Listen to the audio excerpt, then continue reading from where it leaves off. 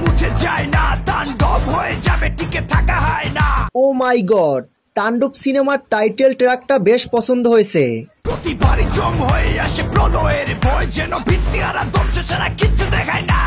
Relics গানে জ্বলন ধরিয়ে দেওয়ার মতো, সিনেমাটোগ্রাফিও ভালো।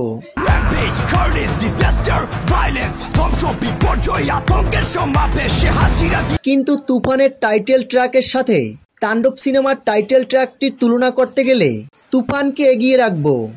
মানে সবকিছু সাক্ষীতে চলবে শুধু তাণ্ডবের।